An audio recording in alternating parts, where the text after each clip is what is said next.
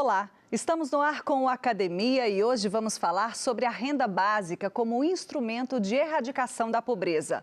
Um tema recorrente nas pautas de políticas públicas. O que é essa renda básica? Esse benefício é uma realidade no Brasil? Quem vai nos explicar tudo sobre isso é a mestre em Direito, Poliana da Silva Alves, autora da dissertação de hoje. A renda básica da cidadania como instrumento de erradicação da pobreza. Dissertação apresentada como requisito parcial para a conclusão do programa de mestrado em Direito do Centro Universitário de Brasília, sob a orientação do professor doutor Inocêncio Mártires Coelho. No Brasil, os dados utilizados para medir a pobreza são do IBGE, Instituto Brasileiro de Geografia e Estatística. Não há uma linha de pobreza oficial. O programa define como pobres pessoas que tenham uma renda mensal de R$ 77 a R$ 154 reais, e como extremamente pobres, aqueles que recebem menos de R$ 77 reais por mês. Segundo o relatório da Comissão Econômica para a América Latina e o Caribe, de 2010, 25% da população brasileira se encontrava em condição de pobreza, 47,5 milhões. Atualmente, há cerca de 18,7 milhões de pessoas pobres e 7,5 milhões de pessoas extremamente pobres no Brasil. E para debater o assunto, recebemos César Matos, doutor em Economia, e Fábio Portela Lopes de Almeida, doutor em Direito. Obrigada pela presença de vocês, debatedores, aqui no nosso programa. Obrigada pela presença também, Poliana. Obrigada. Bem, vamos lá. Como é que funciona essa medição da pobreza, né? Nós demos vários números na reportagem, falamos do IBGE, falamos de outro número de 2010. No seu trabalho você cita duas vertentes, a linha de pobreza absoluta e a linha de pobreza relativa. Então explica para a gente como é medida essa pobreza e no Brasil qual dessas linhas nós usamos. A linha de pobreza absoluta, ela mede o grau de sobrevivência da pessoa de forma sem comparativo com a sociedade em que ela vive. A linha de pobreza relativa, ao contrário, ela tem como parâmetro a sociedade que a pessoa vive e em que condições ela vive naquela sociedade, né? E no Brasil nós usamos a linha de pobreza absoluta. Não existe uma linha de pobreza oficial, mas normalmente utiliza-se o valor do benefício básico do Bolsa Família, que hoje é de R$ 85, né, para as pessoas extremamente pobres recebem até isso, e as pessoas pobres, que recebem de R$ 85 a R$ 154 reais. Você diz na sua pesquisa que essa linha de pobreza é um formato de medição que é bastante criticado. Isso. Por quê? Bom, porque ela não leva em conta outros fatores que podem influenciar na renda familiar. Então, por exemplo, se nós temos uma família que vive no campo e uma que vive na cidade e ofere a mesma renda per capita, a linha de pobreza não vai levar em conta que uma família que vive no campo pode acrescentar à sua renda mensal o fruto da sua plantação, o fruto da criação de animais, da produção de artesanato, ao passo que uma família, por exemplo, que vive na cidade não teria tantas possibilidades de acréscimo de renda como uma que vive no campo. Isso é apenas um exemplo, né? Então, assim, a linha de pobreza absoluta, ela leva em conta apenas o que é oferido financeiramente falando, sem levar em consideração outras formas de acréscimo de qualidade de vida e de renda também. Poliana, no Brasil, a renda básica, ela não é uma realidade. Não. Ainda não. Apesar de termos a edição da Lei 10.835 de 2004, Isso. O que prevê a lei em relação a isso? Bom, a lei prevê que um benefício monetário haveria de ser concedido para todos os membros da sociedade, independente de qualquer condição, né? Esse benefício era para ser pago para todos os brasileiros e estrangeiros que aqui residissem há pelo menos 5 anos. Né? E o benefício deveria ter sido começado a implementar em 2005 e gradualmente ele iria crescendo até atingir a todos, né? E de acordo com as possibilidades orçamentárias do país também. Mas até agora é uma lei que não saiu do papel, infelizmente. Temos a previsão formal, mas não temos a prática, a concretização dessa lei ainda. Poliana, a erradicação da pobreza é um ponto que é estabelecido pela nossa Constituição. Isso, no artigo 3º, inciso 3º. A gente está longe, está perto? Está bem longe. Na verdade, houve um crescimento econômico nas últimas décadas e uma redução do desemprego, mas de alguns anos para cá esse cenário tem se modificado, né? O desemprego estrutural, a mudança no mercado tecnológico, né? Tudo isso tem contribuído para os índices de desemprego caírem e, consequentemente, a pobreza também aumentar, nada obstante o crescimento econômico que o país experimentou nas décadas de 70 e 80. Ponto de vista econômico agora com César Matos, por favor. Eu achei realmente a tese da Poliana muito interessante, né? Quer dizer, de você colocar quer dizer, os vários pontos de vista, quer dizer, inclusive o contraste com o que nós temos hoje de Bolsa Família, que é um programa, me parece, muito bem sucedido de erradicação da pobreza e que tem tido impactos bastante significativos. Nesse paralelo entre os dois, quer dizer, eu realmente indagaria a Poliana, quer dizer, porque no caso da renda mínima você tem uma coisa que não tem condicionalidade, especialmente aquela voltada para a educação, quer dizer, você obrigar que tenha matrícula, e você tem, na verdade, evidências que houve, de fato, impacto no número de matrículas, na frequência dos alunos na escola, inclusive sobre a performance dos alunos, e que isso realmente, no longo prazo, é o que vai importar para a pobreza. Então, comparativamente, eu diria que esses programas, no formato do Bolsa Família, são mais eficazes e mais eficientes do que realmente, eventualmente, um programa nessa linha do renda mínima. Se você pudesse comentar sobre isso, sobre esse ponto que você desenvolve, me parece bem interessante. Em primeiro lugar, não se nega que o Bolsa Família realmente tenha tido resultados excelentes, eu inclusive ressalto isso no meu trabalho, mas a questão da imposição de condicionalidades, ela gera um custo procedimental muito alto para o programa, né? Ela favorece o acometimento de fraudes, né? Então, nós temos diversas pessoas que não deveriam mais estar recebendo Bolsa Família, mas omitem informações do poder público para continuarem recebendo.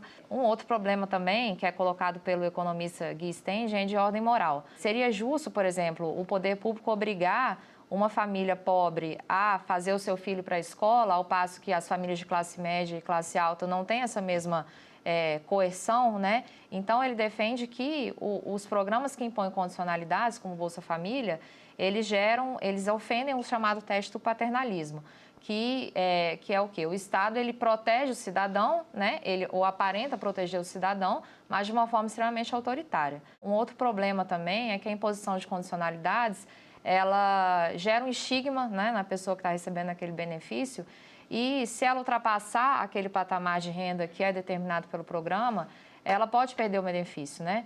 Então, isso pode gerar uma acomodação a longo prazo, né? Porque, assim, o beneficiário talvez não tenha tanto interesse em encontrar um emprego, em melhorar a sua condição de vida, porque vai ficar com medo de perder aquele benefício, né? Então, sob essa ótica, os programas incondicionais seriam mais eficazes.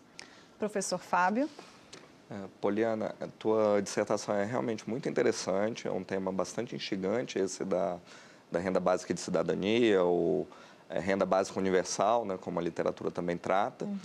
E eu gostaria apenas que você situasse essa discussão dentro do interior daquilo que, na teoria do direito, a gente tem chamado de processos de evolução do Estado, né, que é muito comum na teoria jurídica a gente ler que o Estado, não apenas no Brasil, mas no mundo, ele evolui de um patamar de Estado liberal para um Estado social, e hoje estaríamos vivendo sob o paradigma do Estado democrático de direito, né? E quando a gente lê tua dissertação, nós percebemos que, na verdade, existem vários componentes liberais na concessão de uma renda básica cidadã. Por exemplo, tu citas Friedrich Hayek e Milton Friedman, que são autores vinculados ao neoliberalismo e que propuseram algo como isso, né? Como é que tu situarias essa discussão da renda básica no contexto do pensamento liberal, que é muito rejeitado no Brasil, né? Porque, normalmente, principalmente no âmbito do direito, se considera que o paradigma neoliberal é algo bastante pernicioso, né? Então, eu gostaria que você comentasse algo a respeito. Bom, o trabalho, ele realmente, embora ele se valha de autores liberais, ele está realmente focado no Estado social como forma de concretização do objetivo, né, da República Federativa do Brasil, previsto na Constituição, de erradicação da pobreza. Eu acredito que assim, uma coisa não exclua a outra. A Constituição ela foi elaborada sob o fenômeno do constitucionalismo comunitário, que alavanca a dignidade da pessoa humana a um fundamento ao qual o legislador, o administrador tem que seguir. Né? Então, antes, né, o enfoque dado às constituições anteriores era de um individualismo exacerbado e a Constituição atualmente tem um outro enfoque. Né? Então, a concessão da renda básica realmente ela vem ao encontro da efetivação de um bom Estado social. Poliana, você chega a propor um modelo de distribuição dessa renda básica, né, na sua pesquisa, mas sobre isso a gente vai falar no próximo bloco, porque agora a gente faz uma pausa. Voltamos daqui a pouco com mais informações. Até lá.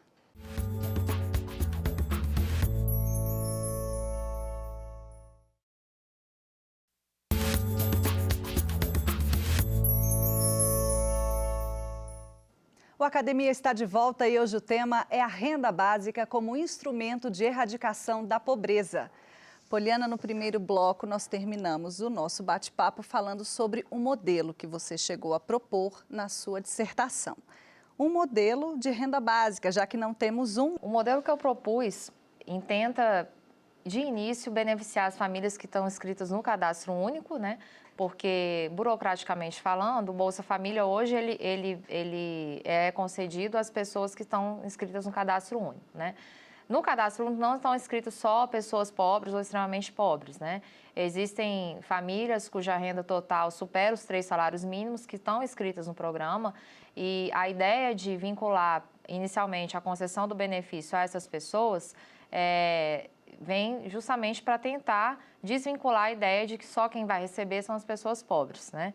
Então, inicialmente, não teria problema em ser concedido apenas esse nicho de pessoas, né?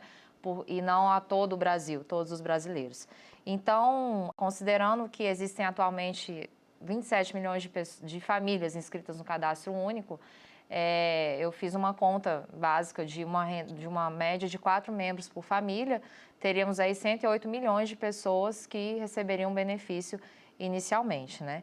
E eu calculei como benefício inicial o valor de R$ 85,00, que é o benefício básico do Bolsa Família hoje, e multiplicando por todas essas pessoas, daria em torno aí mais ou menos de 108 bilhões de reais necessários para implementar esse benefício inicialmente.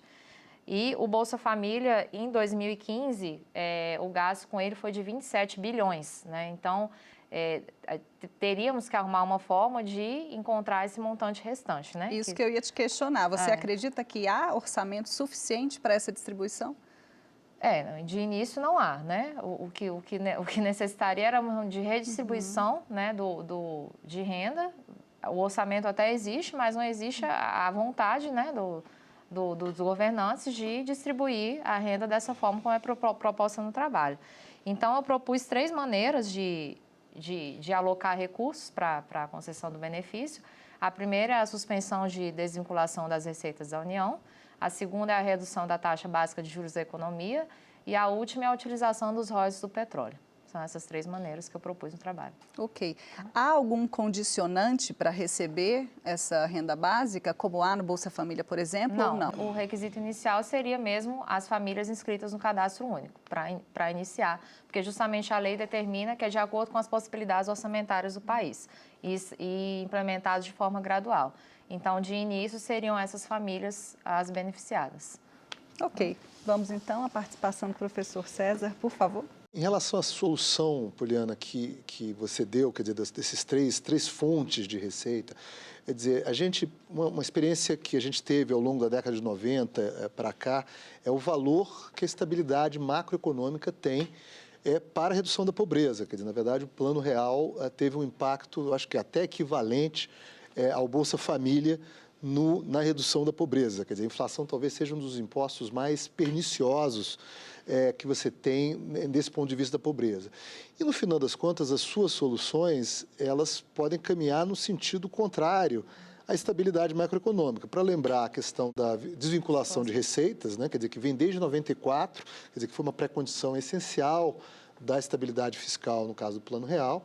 No caso da taxa de juros, quer dizer, a gente teve esse experimento agora, quer dizer, que foi forçada a redução da taxa de juros no governo anterior. Isso gerou um problema, quer dizer, de explosão da inflação, que mais uma vez teve um efeito, quer dizer, está tendo um efeito nesses últimos 2, 3 anos muito profundo sobre o incremento da pobreza, revertendo boa parte dos ganhos que nós tivemos nas últimas décadas. E no caso do petróleo, é um pouco também aquela nossa mania de querer discutir a distribuição de uma riqueza que ainda não foi criada, quando, na verdade, você tem que discutir a melhor forma de gerar essa riqueza. Então, no final das contas, eu contestaria, em alguma medida, as soluções que você deu do ponto de vista da própria erradicação da pobreza. E eu gostaria realmente que você comentasse esse ponto, que eu acho que talvez tenha ficado, do ponto de vista econômico, não ficou tão bem encaixado quanto o resto da sua tese. As 3 soluções propostas, na verdade, foram as soluções que eu encontrei como forma de se alocar a maior quantidade de recursos. Não quer dizer que não vão haver consequências de toda ordem, né? Em relação à suspensão da desvinculação das receitas da União, o grande problema, ao meu modo de ver, é que justamente economistas, governantes de forma geral, estão preocupados mesmo em manter o superávit fiscal, em manter as metas de economia e descuidando um pouco da parte social, de previdência social, de saúde e de assistência social, né? Daí, essa facilidade com que se desvinculam as receitas que deveriam ir para essas áreas e realocando essas receitas para atender o superávit fiscal, para tentar equilibrar a economia dessa forma, né? Mas, na minha opinião, a suspensão de desvinculação das receitas da União poderia, sim, ajudar a liberar recursos para onde, de fato, constitucionalmente, eles deveriam ser encaminhados, né?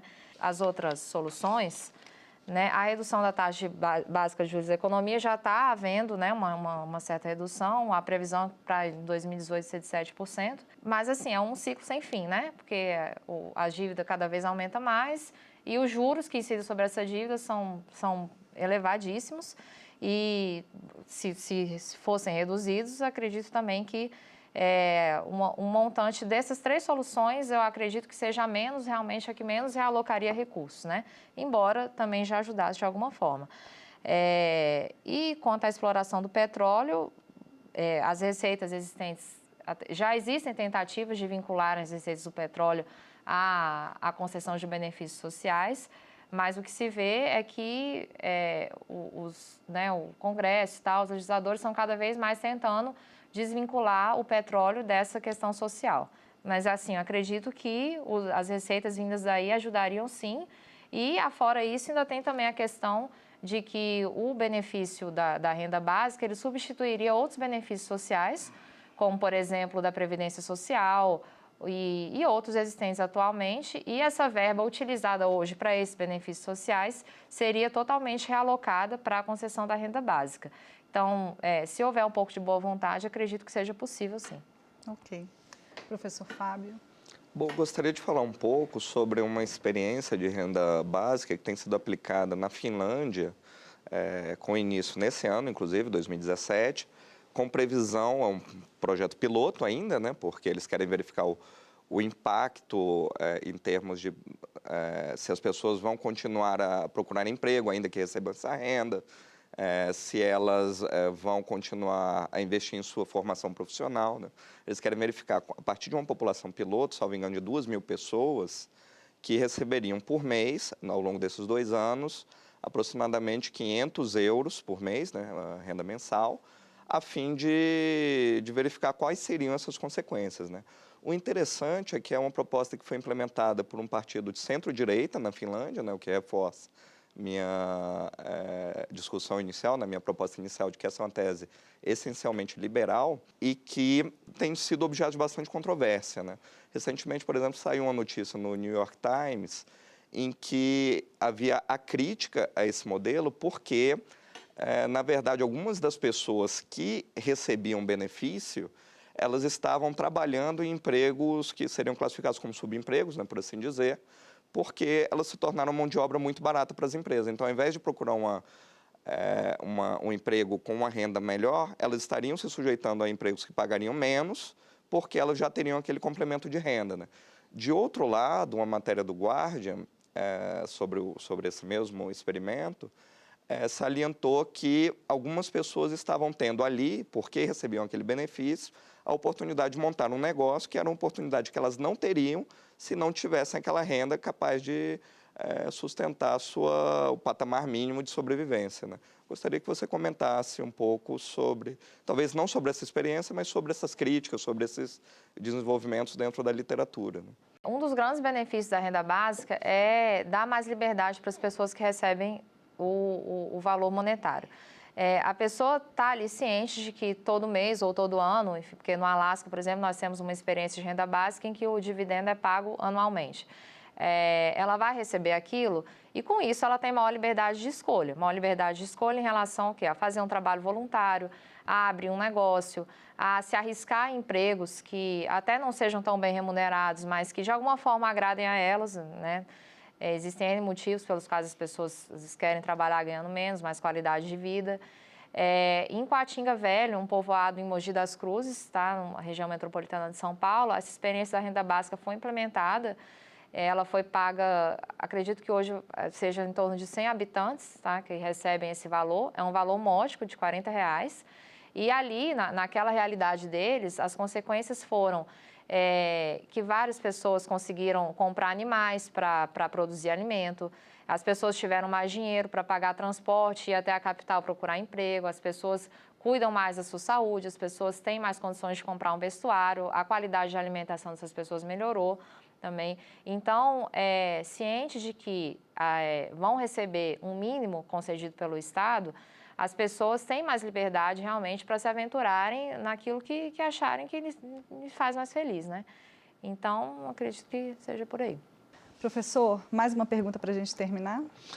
Assim, um outro ponto que eu acho que foi muito bem desenvolvido foi a questão da focalização, né? Na verdade, você faz, inclusive, uma classificação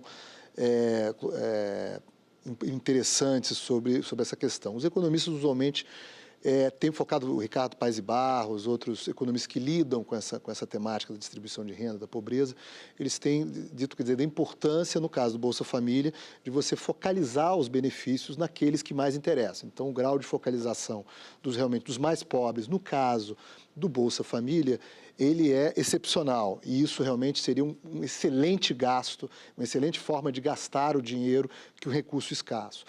Na sua proposta, me parece que seria uma renda básica universal, então seria menos focalizado. Você poderia comentar um pouco melhor, quer dizer, por que isso seria um ganho em relação ao que nós temos hoje? Bom, a focalização, ela gera certas externalidades negativas, né? Nós não devemos pensar no valor de uma renda básica universal simplesmente multiplicando o valor do benefício pelo número de pessoas que vão receber. Os benefícios fiscais concedidos aos mais abastados poderiam ser cortados, os benefícios sociais, como eu já mencionei, vão ser também substituídos por essa renda básica, com isso liberando fontes de recursos para o financiamento da renda básica. Em relação à focalização, o fato de quanto mais condições um programa impõe, menos pessoas ele atinge, mais caro ele fica. Porque justamente o poder público tem que movimentar uma máquina administrativa muito maior para verificar se aquilo está sendo realmente seguido, né? Se as regras estão sendo seguidas, se o programa não está sujeito a fraudes, e ele sempre normalmente está, né? Então, um programa incondicional, ele tornaria mais barato esse custo procedimental em relação aos programas condicionais que nós temos hoje. Poliana, muito obrigada pela presença aqui no Academia, parabéns pela pesquisa. Obrigada a você. Obrigada também aos debatedores, professores. Obrigado a você. O Academia chega ao fim, mas a íntegra do programa está disponível na internet. Acesse tvjustiça.jus.br ou entre em contato com a nossa produção para enviar uma sugestão de tema. O e-mail é academia@stf.jus.br. Você segue agora com a nossa programação. Até a próxima.